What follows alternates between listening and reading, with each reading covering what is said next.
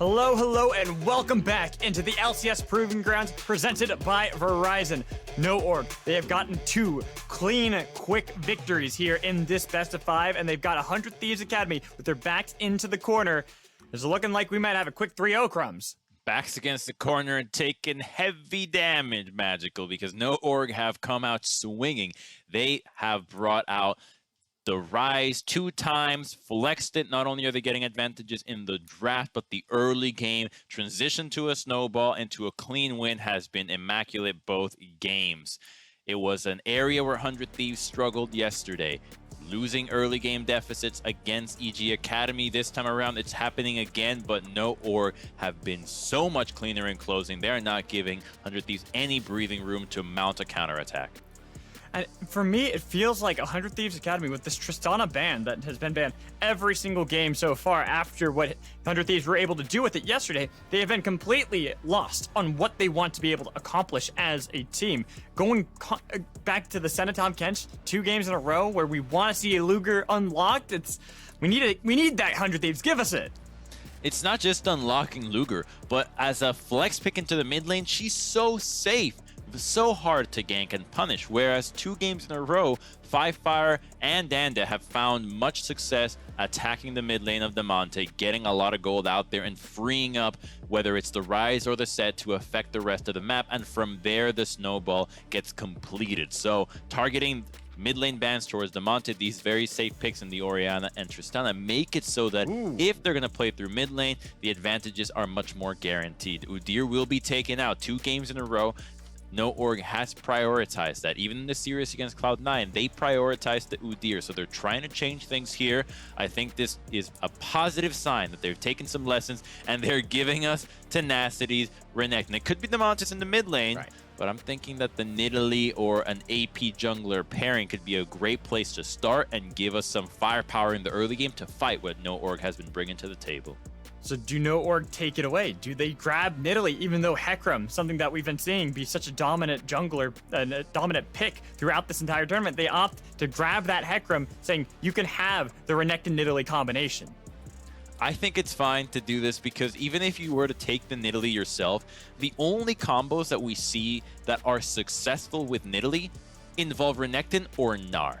You could run the set if you really want to, but then taking it this early feels like it commits you to a terrible composition. So you take the Hecarim, you know that you're going to have to deal with it, and as long as you don't show the solo lanes early on, it'll be a lot harder for 100 Thieves to decide if they want to run the Nidalee themselves. I think it's still a fine option, but there's still other junglers like the Lilia that you can pair here and still give you more options in the team fight and less focus on the laning phase. I'm expecting that Nidalee to be locked in here. There it is. Can be hovering it right now. Seems just like a solid pick all the way around. Be able to have that early game domination, the complete change of pace of what we've been seeing from 100 Thieves Academy in this draft today. They've been all about just trying to scale it up, trying to be able to get to the mid to the late game, but it hasn't been working out. Now they are indexing purely to try to match up against No org. I like the hover from the Monte there. Known as an old-time Qiyana player, but it does make sense to actually play Qiyana here. You do want more physical damage on your side once you run the Nidalee on your team. You do have setup with it. You'd like to see it. It's always making highlight reels in the Korean solo queue server. Never really quite makes it to professional play for a good reason. She actually can fall significantly behind, but it is going to give us a Seraphine, and that's an entirely new look for Firefire here. This is already committed to mid lane most likely. You could play Seraphine with the Rel, right? You could play AD carry Seraphine with the Rel down here.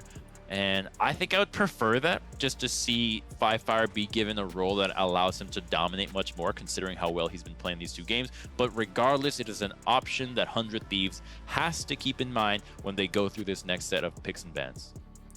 We know No org like to flex around these picks. They don't grab something like this and be like, we don't want to flex it. We're going to give it to Firefire, especially when he's having such a dominant performance in the series so far.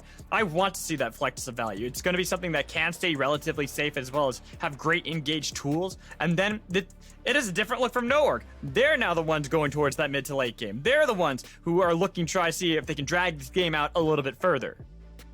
And it's a big change, right? You recognize, all right, 100 Thieves wants to fight us early. They already have the Renekton, and I think that's been the key for No Org to say that we're not going to try to take the same approach as the first 2 games because you now have this powerful pick. We have denied the hyper carries. You see that No Org with the Jinx ban is committing to keeping Luger down. The Xayah will be powerful, but she's not as powerful as Jinx when it comes to building an entire composition around her and letting her shine. So they, I think, are expecting this and have choosing a comp that should be able to survive the early game, hit that Moonstone spike, and then suddenly just win 5v5s, no matter how disadvantageous they might have been in the beginning.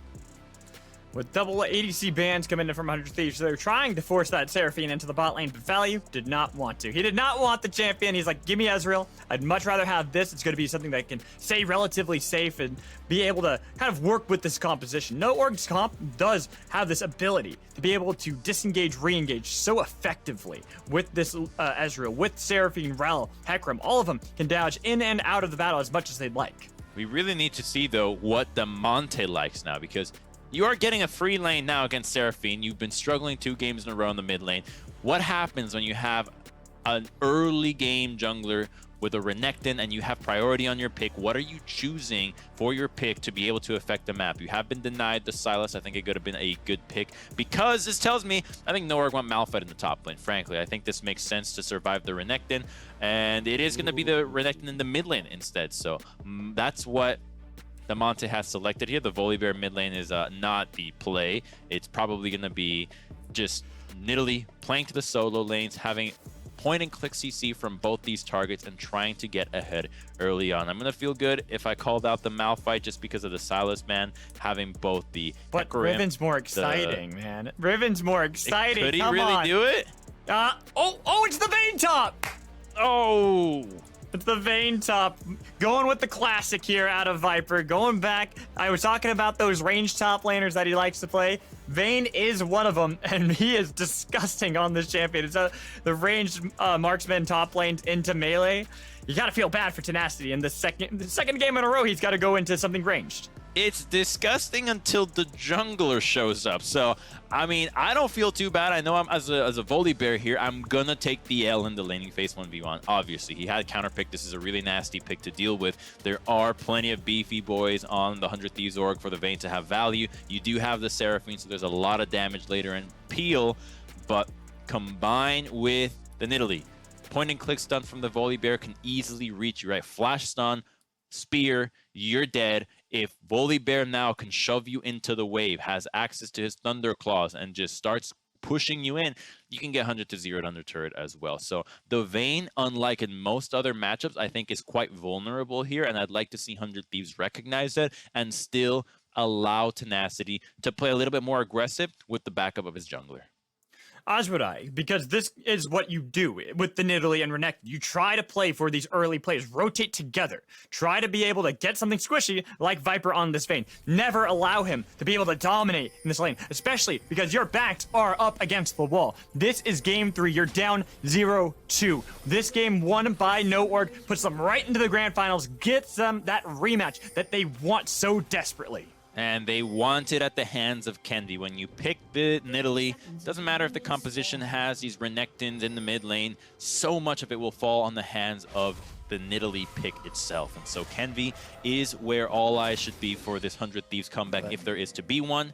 Whereas we talked earlier about Viper's Vayne pick, and he is going to be playing it like the Quinn, recognizing that the same way that the Quinn into Renekton matchup only really works if he runs Cleanse to escape his stun. Here to survive the Nidalee or the Volibear ganks. Even if Renekton gets to join, the Cleanse should keep you alive and allow you to not get hit by the Spear, which is the all-important spell to dodge if you're not going to get burst down. That only saves you from one gank. And then you have to wait it out until the next one comes out. And that's what I want to see from 100 Thieves. They've got this cheeky invade. They weren't spotted out at all by No Org. And that's going to be a red buff taken right away from Amanda. Okay, so it wasn't spotted out, but the wards that No Org have placed will tell them everything. Because Tenacity now gets to walk through the try. He doesn't have full mana, and so Viper can infer he used a spell here. He used a spell in the red side jungle. If there were no other jungler here, it would be foolish to use a spell unless you were going for a big brain bait play. It's got to be a jungle start. Let's see what Anda does about it, because this ward will confirm every suspicion that they have initially had. And let's see what Anda path is towards now, because there are no wards on the bot side to prevent the Hecarim from invading and going for the jungle there. It doesn't seem like they're going for much, though. This could be a big lead for Kenvi. Look at the bot lane. Look how far pushed up Luger and Puma are at the moment. It'd be so much easier for them to be able to collapse onto Anda, especially if Kenvi booked it immediately for that jungle to try to make sure they can contest it. I think that's actually a smart call coming in from Anda, respecting the fact that it could have been really easy for him to get punished. Yes, I do like this as well. You don't know if the top side was warded. You're taking a very safe path here. And the Seraphine is not really going to help you out in these early games. You have a Seraphine. You have a Vayne. The outscaling factor is so in your favor. You don't need to play it risky. You can assume that if 100 Thieves had this planned invade, that there would have been wards to catch you trying to take the red side. Now, that there weren't, it's just a matter of fact, but that they play accordingly and make sure that they don't expose themselves to an unnecessary death is a big win. Going after Tenacity. This looks really familiar. Has that flash available, but he's holding on to it. He knows that he's dead. Even though the Sky Splitter helped him out, it's still first blood for Anda. Kenvi, spear just shy of being able to connect onto Anda. That's all Anda. I think that goes credit to him with intelligent pathing. The way that he routed the ward at the Raptor camp, went for the Krugs. 100 Thieves didn't know where he was. They might have inferred that he would have base, but because they didn't even have any vision on their own red side jungle, they didn't even know if he was actually going for that. So that brief lapse in vision for where Anda was immediately punished by no organ. It actually gets Hecarim right back on track. He got the kill, now bases, and has the Lucidity boots already, so he's going to be very happy with the start. Yes, he lost the early camps, but he'll be able to catch back up in no time. As Viper push all the way underneath the turret, not going to get ganked this time around by Kenvi, but we can take a look at this replay. It's like you said, it's just the knowledge coming in from Anda is absurd. The wave was in a terrible position as well. Right? Tenacity wants to crash this. He has his jungler nearby. Similar to game one, might have felt that he could have a few more seconds, not knowing where the jungler was. It's a common assumption, well, I got to take this risk. I don't want to just deny myself, but now the punishment is even bigger than before. Lucky that the kill didn't go over to the Vayne, but we also know how dangerous a Hecarim can be if he gets ahead.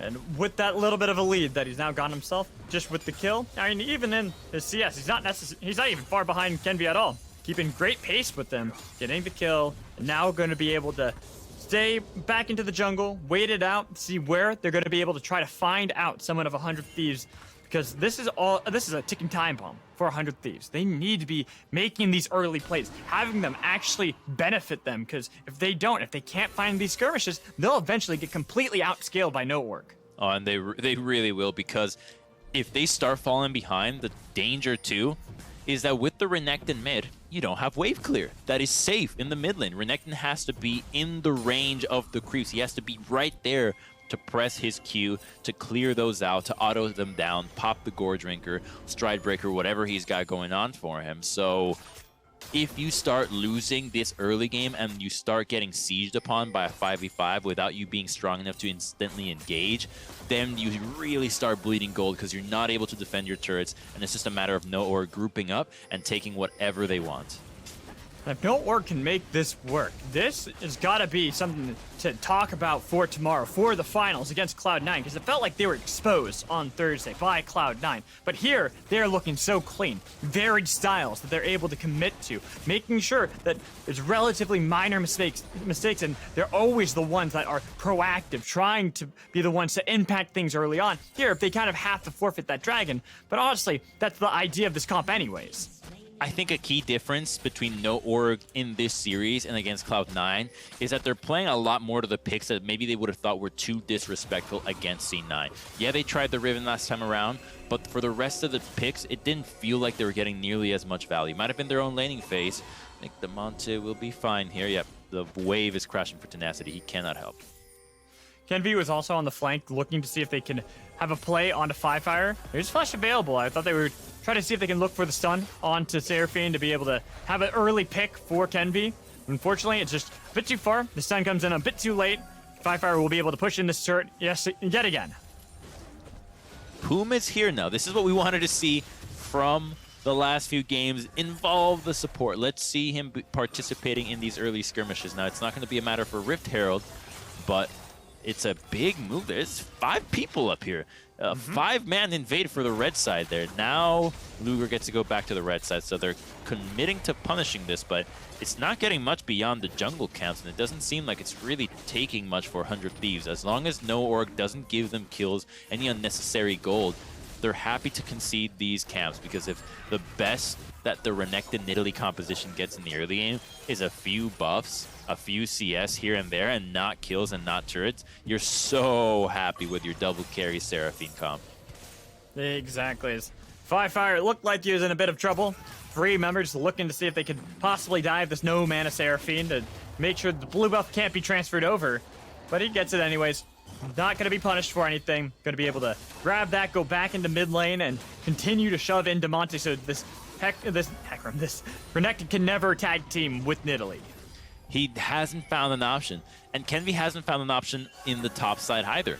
The wave was being held back by Viper when the invade happened, so he is able to farm safely, and he just keeps holding it, crashing it back, and when he keeps crashing it, it gets protected by either the support now or the jungler before. So the options that Nidalee have are so limited. Even Value is not a particularly good target, since he, as Ezreal, can easily dodge away and see the engage from Koom coming.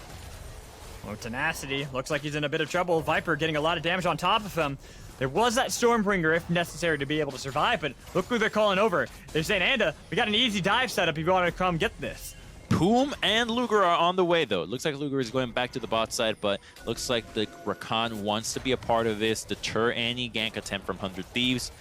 But if they're not getting much more than the Rift Herald and gold, again, it's not enough for 100 Thieves. They need to be getting much more on the map. They are facing that inevitability that the Seraphine double carry composition is. They're going to get the Rift Herald, but no org, without being in a favorable position to fight this, are all too happy to concede.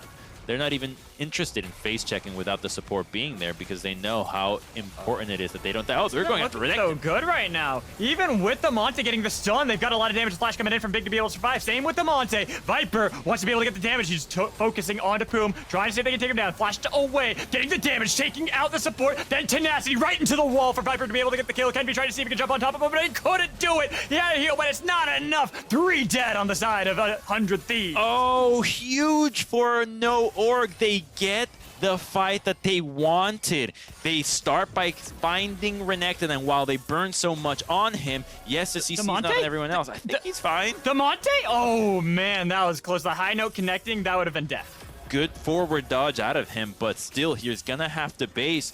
No org saw the opportunity because the Vayne was on the way. So Vayne is collapsing from the top side while 100 Thieves is still distracted from the Rift Herald. So they see, all right, we could just take him out. While Puma is here, we did so much damage to burst out the Monte, and most of the damage had already gone onto the Rel. And so as Rel takes everything, then the rest of the team can re-engage. And this re-engage from Kenvi, maybe if it was late game Nidalee, mid-game Nidalee with a lot of damage, a lot of AP, could have burst down the Vayne. But this early on, that damage just isn't there, so just jumps into her own demise. And the composition that wanted to scale, wanted to go late, is now with a gold lead. It is a really tough position now for 100 Thieves as they burned major cooldowns to get that fight and still lost it. So now they gotta ask themselves what they can do. You don't have any redos now. It's all used up. No more lifelines. Game 3, you have to be able to find these advantages now that you've given over that late game scaling team the early gold lead. You got to be able to punish someone. Maybe getting the kill on a Viper. You can see Kenvi, he's in the wings looking for the play. But I don't know if they're going to be able to have that sticking power to stay on top of Viper. He has cleansed an ultimate, and the Hecarim is not around, so they probably can't get the kill. The wave is crashing. This is the time where Viper is not by himself, or he is by himself, rather. Oh, doesn't Spirit it? not connecting. Means that Kenby has to back out of that one. Not going to be able to look for that play, but now they know that Kenby's topside. So Demonte, he could be exposed. He tries to dive back in onto Firefire to get a little bit of damage, but with an Ignite ticking on his head, he's only healing up so much. Onslaught of Shadows and the Encore, barely alive, but they got it with the pixels, and now Kenby jumps on top of Firefire with a little bit of damage, but finally dies. Double kill for Firefire. Ooh, losing that one is huge. Now the Seraphine is accelerated as well. She is fed. She even has Dark Seal stacks. Might even pop a Magi Soul Stealer for old time's sake with how well Firefire has been playing this series. But losing the 2v2 in the places that you draft your first 2 picks is so dangerous for 100 Thieves' chances here. It's starting to slip away from them. They're going to lose this Dragon as well. They don't get to play making the top side, but more importantly, that gank was sniffed out because of the initial attempt from Nidalee. She was in the top side. There's no camps in the top side, so the only possible way that she could be routing to is towards the bot side. That starts by going to the mid lane, and because they have double AoE spells and they get to catch Demonte first, they're not afraid of Nidalee being there. They can easily jump Demonte, who had no flash, and they know that they'll be able to get the return kill on Nidalee after. And now it's even more difficult to actually kill anyone on No Org with that Moonstone Renewer picked up by Firefire. Once that's completed, Seraphine, all she has to do is stand back, watch, let the team do all the work as she heals and shields everyone for the entirety of the game, and then throws out an ultimate here and there. Since the entirety of 100 Thieves had to run at them to be able to get into this backline, Firefire is going to have a field day. Yeah, and he doesn't even have to play that far back. He has the stopwatch already, and there's just not much danger. Bullying out the Renekton here, huge sign of success for No Org. The fact that these lanes are all going so well. Now the only option is for the bottom lane, and unfortunately, while Luger was a star in the last series, practically has not been involved in these games with how much the series has been decided from the top side. Just now we see Poom participating in these fights, but it might have been a little bit too late. Now gold is going over to Luger, but the advantages might be too big. They're going to try to dive Demonte. Demonte, he already used the ult to be able to survive and get away. Takes a lot of damage underneath the turret from those high notes coming in from Firefire, but Panda's not really stopping there. He's like, all right, I'm just going to go get the wolves. Maybe we can even go for a dive. We know how much damage Viper's able to do once he has the Silver Bolts procced on top of Tenacity. As long as he stays in the area, it lets Viper be this aggressive because you can count on the Hecarim to be able to collapse on you quickly enough. You can buy enough time with your cleanse, with your ultimate, to make sure that you get enough resources from your jungler to maybe turn things around. And by keeping Demonte also down here and keeping him low, he's not going to be able to teleport and get a numbers advantage in the top side. Now we see 100 Thieves going for a lane swap, trying to switch things up. All the actions have been the top side. Well, put the bottom lane in the top side. Let's see if this is a change of pace as Tenacity and Kenby are first, but Big is here. He's got ult, but he's had to use the away. Pyromancy. Wanted to be able to get away. They're trying to see if they can get the Impale onto the wall onto Kenby with a lot of damage, but not the Silver Bolts just yet. Instead, going to turn the damage back onto Tenacity. Nice! Quickness coming in with a knockup, but are they going to be able to focus on the Viper? He's flashing away to be able to survive. They've lost the pony, but it's an encore over the wall, making sure Viper and Big can get away from it. Firefire saving the team. Big turn there, 400 Thieves. It's going to cost them plates and turret in the bottom lane. Plates are already gone, mind you, but it's value going to be able to just take down this turret. They did lose a teleport on the top side, and I think the one thing that No Org could have done differently, maybe attempting to turn onto the Nidalee right away. Rel had ultimate, you got a Vayne, you have a wall to condemn her into. Maybe you would have been able to get this kill. Value has heal and flash, but he's getting jumped on. Looking for the damage. They got the press of the attack coming in from Tenacity. He wants to be able to get the solo kill, and Demonte, get the gold over the Croc Man. He wants to be able to sink his fangs right in tide of Value. With Firefire and the pony on the other side, they will be able to chase away Tenacity and Demonte, trying to see if they can actually punish them for overextending. They've got the fear and the stun onto Tenacity, but he's still alive for now, trying to at least make sure Demonte is going to be the one to survive. It's a good return kill out of No Org, but they're losing top lane tier 2. It looks like Luger and Poom stayed up here. They're going to get some more gold on the map. Things are working out for them now. They're getting the Rift Herald. They're getting some more gold into the carries. They've caught up. It's 600 gold difference, negligible, frankly. So 100 Thieves is recognizing when No Org is committing, sending 2 members to one play, and finding options in the other with the teleports that they had available, as Value had overextended, thinking that he had safety in the fact that 100 Thieves had 5 people top, didn't count on the double TP. This changed, though, from 100 Thieves Academy. We wanted Luger to be on something with more agency. Sure, only one kill at the moment, but all of that gold that was picked up as you were talking about, not only getting the Rift Herald first turret gold in the bot lane, but then getting 2 turrets topside to make sure Luger is going to be the carry, is going to be the one that they can fall back onto. Say, you are our contingency plan. The early game didn't work out. Now you've got to scale it and win us the game. And it's a tall order for him because, yeah, you gave him some gold, but you also put yourself in a hole with your solo lanes. You got to deal with a very fed Seraphine, and there's not room for healing reduction just yet to deal with these champions. So it's going to be really difficult for Luger to maneuver these fights. I think they're going to have to kite back and disengage properly from what No Org is trying to do. When the Hecarim, when the Rel go in, you gotta keep your distance from the Vayne and the Ezreal, because otherwise they will out DPS you. They really will. You have burst and you don't have a whole lot of it. It runs out real quickly once your spell rotation fades, unless Saya is there. And so the poke comes out and extended fight benefit No Org.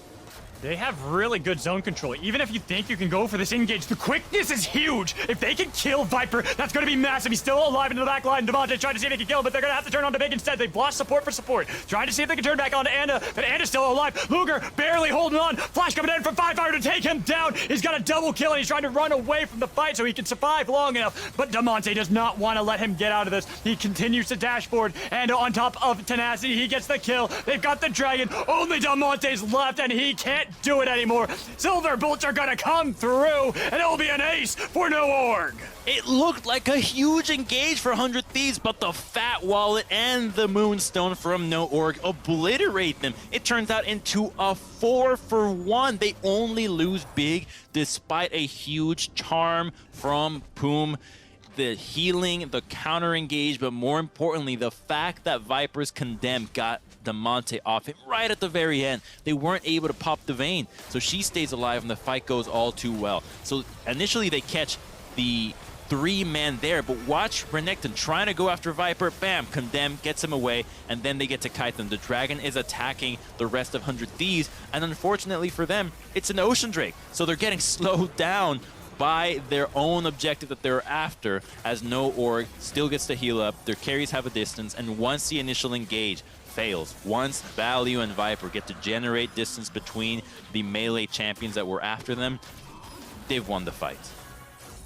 And continuing to toot the horn of 5-Fire, he is having the series of his life right now. 6-0-5 on Seraphine, a champ that we weren't expecting him to have that much agency on. As right now, Tenacity wants to be able to get the kill on the Viper, but Viper himself too, he's not afraid. 2v1, who gives a damn? And now they've gone for the dive in the mid lane to completely wipe 100 Thieves Academy. Only Luger is left, and they know he is not enough.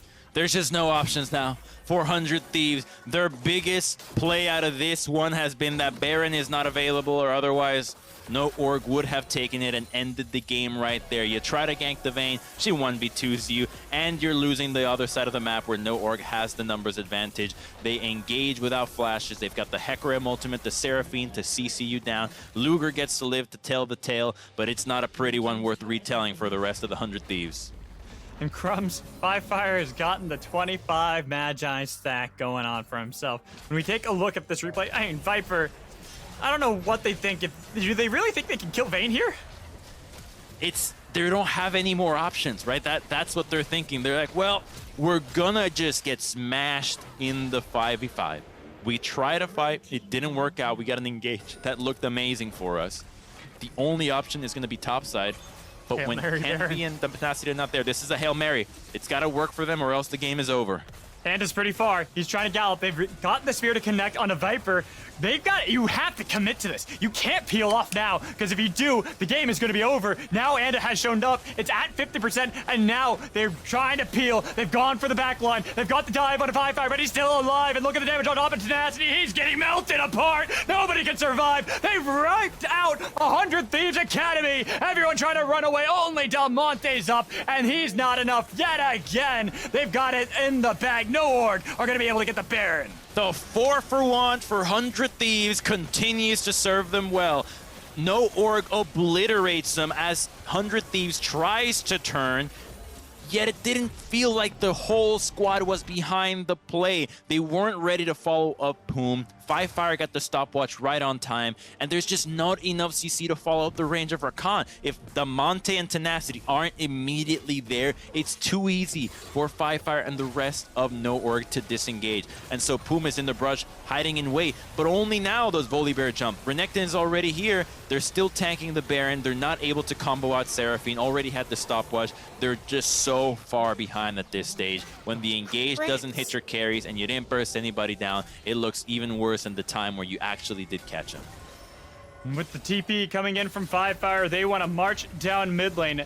The fastest game we've had in Proving Grounds is 23 minutes and 23 seconds. They want to see if they can have the fastest one here. They've got Kenvi caught out with the minions already prepped mid lane. All they have to do is escort them to the turrets. They're going to be able to end on this push, really. There's no wave clear on the side of 100 Thieves. It has to be Luger in the face of this squad, but Fire already has his ultimate available. If they just catch them out with a single spell, a single member going down, it should be the cue for them. They're just going after him now. They just want to kill Luger. He's feared with the Glen trying to get away, but the Encore flashed away. Luger at the steps of his own base, and look at the dive coming in from No Org. They're not afraid of them at all. They've got this in the bag. They want the 3-0 sweep over 100 Thieves Academy. They are destined to have the rematch in the grand finals, but one more fight will come out of 100 Thieves. They've jumped into the back lane. They've gotten a pick, but no, Big is still alive. And look at the damage on top of Luger. Double kill coming in from Viper. And they get a triple kill. Boom's inside the fountain, but is Viper going to stop? He will finally relent, saying instead they want the game. They want vengeance in the finals with a 3-0 smash coming in from No Org. This is the most dominant amateur team we have seen in a hell of a long time. If you wanted your best storyline for Proving Grounds, you've got it. #1 Academy team fights all the way to beat the #1 Cloud9 Academy squad as well. This is the rematch that we have been longing for, especially with how they lost that first series. This was a revitalized squad, just looked entirely different. And if this team faces off against Cloud9, I think we're actually going to have a series that was much closer than the first time around. Seemed like No Org were able to get their step back. They looked so good in this series against 100 Thieves Academy. And it makes me excited for the finals. I was wondering if No Org were going to have that confidence after having lost 3-1 to Cloud9 Academy. But it seems like it just ignited the flame instead. It's gotten them mad, and they are ready to fight. I think the Darshan interview was telling that No Org's Viper wasn't really just playing their best game. Might have been an off day. They didn't look that good, but they looked entirely renewed today. Whatever they had for breakfast, for lunch this morning, since we started a little bit later, they got to repeat that. That same routine, if they bring it to Cloud9, is going to give us a hell of a series.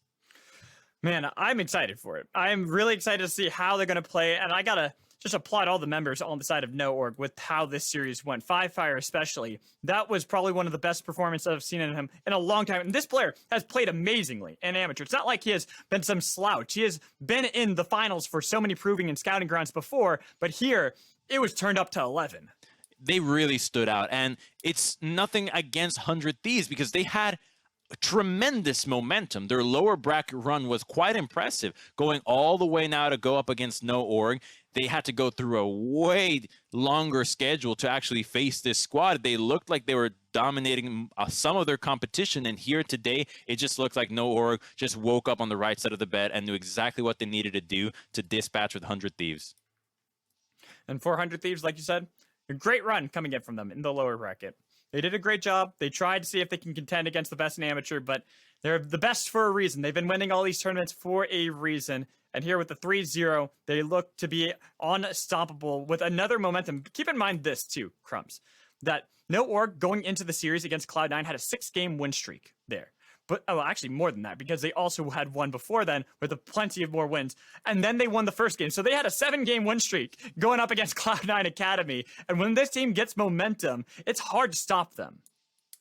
This is a new kind of momentum too, because the better you do, the closer you get to finals, the more value you extract from these wins, the more moral victories you're getting. And this time around, I think that this one is going to take their confidence up a notch, and especially knowing what their mistakes were against Cloud9, just getting the feel for where Cloud9 was at in their playstyle should be exactly what they needed to correct their game plan. Now, it's up to now Cloud9 to decide what it needs to do to deal with this new look that we saw from No Org that was reminiscent of their early game crushes all the way at the beginning of the tournament. But you know, that's going to do it for you and I, at least, on the cast today. We're going to toss it to a break. When we come back, they'll be able to break it down more on the analyst desk, so stick around.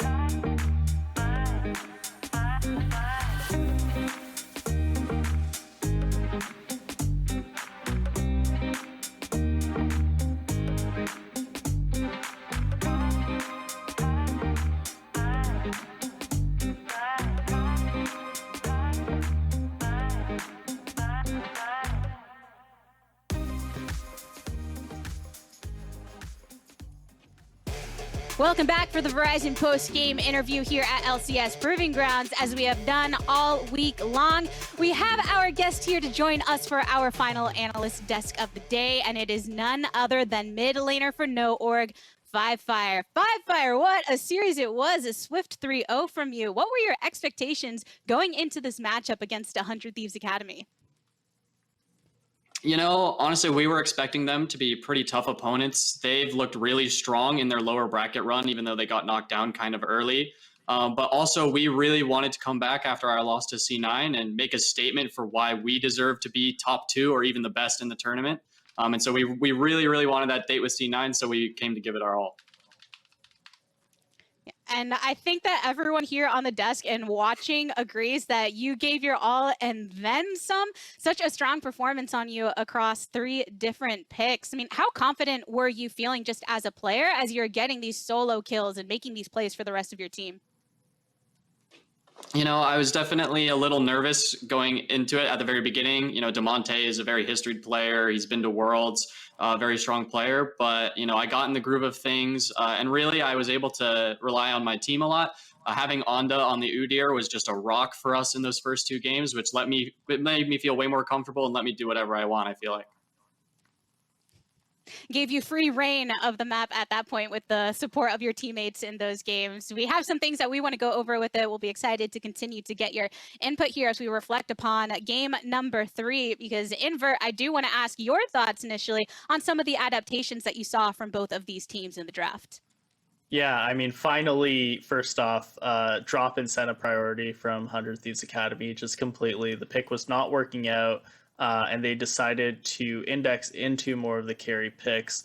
Unfortunately, there was a really good adaptation on the side of No Work. So where Kaisa ban comes through for 100 Thieves, Jinx ban comes through on the side of No Org. I don't know if you guys were necessarily predicting the switch up away from the Senna, but essentially it looked like No Org was prepared for the adaptation. They kind of 5-head moved in advance of what 100 Thieves wanted to play for and plan for.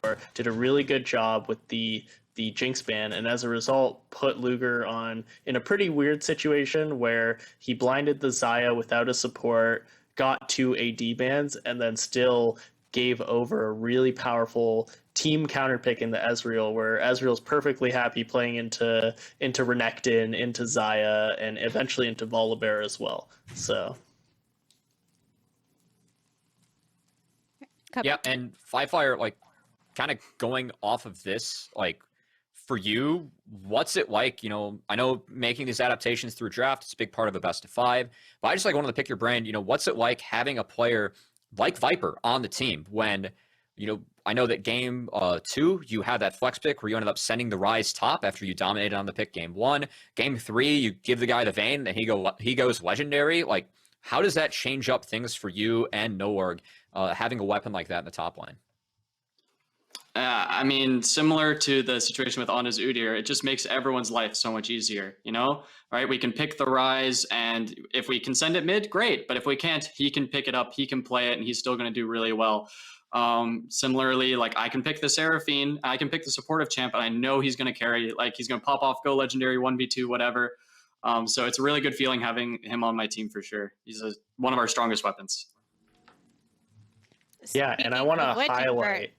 Yeah, I want to highlight the jungle, like you said. I think Anda had a great performance, especially when it came to not just outpacing the enemy jungler, but also reading those moves in advance. So you guys knew off the ward that there was a red buff invade. He immediately does 3 camps to get level 3, comes topside. I don't know how far in advance the plan was here, skips the ward, is able to get the gank off right after.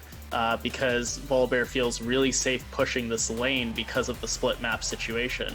Fortunately, it doesn't, work out too well for them. They actually punish the split. You guys actually punish the split map really well as a result, and then Vayne gets to push in the next wave, and then you get your second round of camps for the jungler. Nidalee is a really kind in letting the second camps respawn for Anda, and then he gets to hit level 6 at roughly the same time, even with a split map. So I really liked that early game planning. I don't know how much of it was on the fly as well, but just off of that tri-brush ward, seeing the Volibear move topside, I think Anda had really good early pathing. It was able to get his top laner a lead, the counter pick top lane, and then not only that, but gets his second round of camps fully respawned thanks to Nidalee invade as well. So he's not even behind in golden experience for what he did. Yeah, no, Andy was very smart. We kind of knew that they could invade, but also we didn't see them on the intake. So it was, while he was clearing his blue, he was like, oh, they invaded. Okay. But then, he came up with the idea on the fly, and him and Viper, I mean, they've been playing, we've played like almost 100 games together as a team now on stage at this point. So their communication was on point. They knew a good game plan, had a good idea of what to do. And yeah, I mean, so even the one game that they were able to set Andy behind a little bit, he was still able to think his way out of it. So, I think that's really a valuable skill to have. Yeah, all of those skills coming together so effectively in this series, which, well, the series was over before we knew it, right, Cubby? I don't know if all of us were expecting to get to eat dinner when the sun was still up. Yeah. So the game times, Five Fire, I don't know if you had like a hot date afterwards or what was going on, but they just kept on getting faster and faster as we went through this series. And I think that it's a big part of the kind of team identity that you guys formed throughout the amateur split. Nice to see you return to that. Is this something that like you guys are still committing to or planning to going up against C9? Because it felt like C9, they really were able to take you guys late and ended up really punishing you in like the mid to late game. So is that more of like, hey, instead of gonna fixing the later parts of the game, we're gonna really just ensure that our early game is going to dominate instead of getting to that point on even footing? Or do we think that we're gonna see a different look from Nowhere going into the finals here? Well, I can't reveal too many of our secrets here before our final series together, but I definitely think one of the things going to C9, the last match, was we didn't really know what was going to happen. Both teams had basically only ever played blue side. We didn't have that many VODs to go off of, so I think we were caught a little bit off guard. But after the series today, we have a lot more confidence, and we have the film from the other match, so I think we're going to go in a lot stronger. Yeah, that's the thing that you hope for, right? Just gaining with every single game so you can become stronger and stronger. Five Fire, I don't know if you know, but we had a little game for ourselves, some over-unders based on what we thought might be happening today. So we haven't seen yet how accurate we are. Invert. All right, you're the over-under winner, apparently, in the voting. I think the big thing was I was willing to take the under in a case that Cubby was just not. So I was taking the amateur philosophy. I was taking the amateur route. Like, we play for content. Life's too short to bet the under. It bit me today, but we're gonna keep on committing the over as we go. Just not my day. We go to the next one.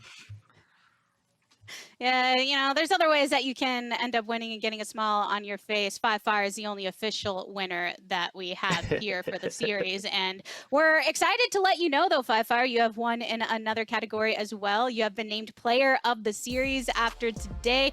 You brought the heat yourself, as we mentioned, 3 different picks that you performed on expertly. As somebody that has been proving how strong you are as a player in this amateur scene for so long and grinding your way to the top, what does it mean for you to be able to put that skill on display in such a way? I mean, honestly, it's so amazing. You said it well. I've been grinding through this amateur scene for a long time. I got a short stint in academy, but wasn't really able to show what I was made of. So being able to play in this tournament set up by Riot, play in Proving Grounds, and play with and against these academy teams, it's so amazing because I really get to prove what I'm made of. I get to show everyone, what Five Fire is really about. And, sometimes Five Fire is about 1v3ing topside on set and getting 2 kills. Five Fire, that was great to see. But I know that, this journey, like for you, a lot of people watching may not know, you actually have won the last 2 splits of amateur, kind of self-proclaimed the king of amateur now, Noorg being the kings of amateur, moving into the finals. And I know from talking with you earlier in the year, I believe the quote was, this year it's like scouting grounds, except there are extra steps because we have to beat academy teams. And to be fair to you, you delivered on that. You are now in the finals, the rematch up against C9. What does that mean to you and the rest of the squad, the fact that you have earned the right to represent amateur and compete in the finals of Proving Grounds? Yeah, so I mean, we're all really hyped. We all thought we would make it far, but we didn't know if we could make it all the way. So making it all the way is great. The money will be nice, but who cares about that? Definitely for me, I'm looking forward to having a rematch against Copy because I did beat him in amateur last year in the finals in a 5-game series, or maybe it was 4-game series. But anyway, he's been a longtime rival of mine, so I'm looking forward to trying to strike back at him again tomorrow. I don't want to lay down the gauntlet, but maybe if he doesn't just pick a control mage every game, it can be a little more exciting. Who knows? But definitely look forward to seeing him tomorrow. Look forward to playing all of Cloud9, and hopefully it's a great series. You bring up a great point there, Five Fire. Your victory here today with the rest of Noorg means that you will be in tomorrow's competition, the finals that we have. Noorg facing off against Cloud9 Academy. And yeah, you did just mention, Five Fire, how much you're looking forward to this battle off against Copy, how there's a bit of this rivalry that has been mounting. Is there anything specific that you learned from the last series that you're wanting to execute here, besides maybe pushing him to go on some other picks that you would like to face off against? Again, I can't say exactly what we took away from the last series, but definitely know that I've got some ideas, I've got some plans, and my gears will be turning all night tonight as well to try to think about the best ways to overtake C9. And really, in the end, I think I'm just going to try to play as well as I did today, and hopefully that'll be good enough. Well, we have Invert and Cubby here. Not to put any pressure on you because Fire is here on the desk with us, but Invert, quick, who do you think is going to take the series?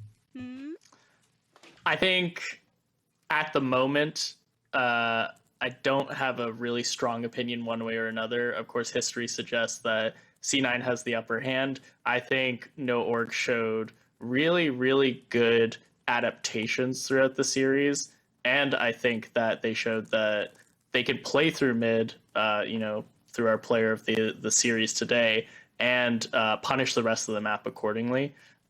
Still, if they clean up some of that impatience in side lanes that was referenced earlier in the series, I think they could put up a much better fight against C9 than they did a few days ago. And I feel Cubby, like what are you being just on the looking desk forward as the- to in this match? Go ahead. I think that, being the amateur representative on here, I kind of have to vie for No Org and vote with my heart, and hope that the amateur guys can bring it home. No pressure, I swear, Fire. But I'm really excited to see what kind of adaptations that you guys end up bringing to the table. I know you can't tease all the drafts coming out, but I think that C9 had a really good game plan going into you guys just going late, and Darshan showing how malleable that he can be in the top lane, playing the carries really early in the tournament, then swapping over to the tanks and being just as effective in different ways too. So I'm excited to see that top lane matchup, specifically Viper versus Darshan. And of course, being the amateur fan, not only did you play Copy in the finals of the Scouting Ground circuit last year, but also the 4 tournaments that you had to win to get there as well. So amateur fans are going to be really excited about that mid matchup tomorrow, and me being one of them, I know I am as well. So excited to see who ends up coming out on top. And Fire, I know best of luck to you and the rest of the squad as you move on to the finals tomorrow too. Thank you very much. Yeah, thank you, Fire. We really appreciate having you here. And even though there's a bit of pressure put on you, you strike me as the kind of guy that likes that pressure going into these series. You read me well. You read me well. It'll be a really fun series tomorrow, no matter which way it goes. Get to channel that pressure into a little shield. You just punch out. Yeah. I mean, I like to think of it as a fire flame sort of deal, keep it on brand. Gotcha. Hopefully Cloud9 doesn't, smother it with all of yeah, exactly. but, all that rain. Yeah, everything they bring. Either way, it's going to be a great time, y'all. That's going to do it for us here on the broadcast. Thank you again, Fire, for joining us, as well as Cubby and Invert for sticking around here on the desk. So on behalf of myself, the casters, and the entire remote broadcast crew, thank you so much for tuning in to LCS Proving Grounds. We'll see you tomorrow for the grand finals that you don't want to miss. Until then, good morning, afternoon, evening, and good night.